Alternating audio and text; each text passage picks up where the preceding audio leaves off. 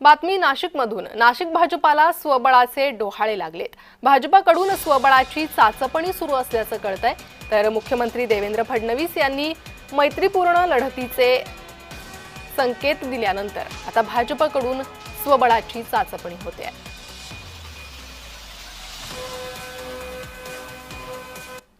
मागच्या 2 दिवसांपूर्वी नाशिकमध्ये भाजपाचा उत्तर महाराष्ट्र विभागीय बैठक संपन्न झाली आणि याच बैठकीमध्ये काही जिल्ह्यांमध्ये मैत्रीपूर्ण लढत होऊ शकतात अशा पद्धतीचे संकेत मुख्यमंत्र्यांनी दिले आणि त्यानंतर नाशिक भाजपकडनं देखील महापालिकेसाठी विशेष करून मैत्रीपूर्ण लढतीसाठी चाचपणी केली जात आहे।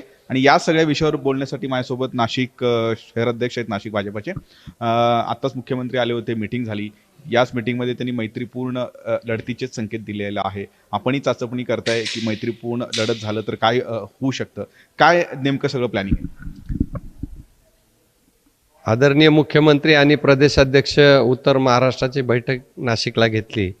त्याच्यात त्यांनी मार्गदर्शन केलेलं आहे का ज्या ठिकाणी महायुती म्हणून लढता येईल त्या ठिकाणी महायुती म्हणून लढायचे आणि ज्या ठिकाणी स्वतंत्र लढायचे असं असेल तसं जर अहवाल आला तर ते स्थानिक जी कोर कमिटी आहे ती निर्णय घेईल।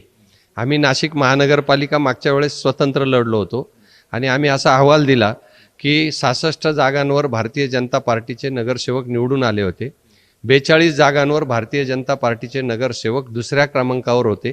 यावेळेस 13 इतर पक्षातील नगरसेवक भारतीय जनता पक्षात आलेले। त्याच्यामुळे आम्हाला स्वतंत्र लढायची परवानगी द्यावी अशी मागणी केलेली आहे। परंतु जर हा निर्णय प्रदेशाने घेतला महायुतीत लढायचा तर तो पण आम्ही मान्य करू।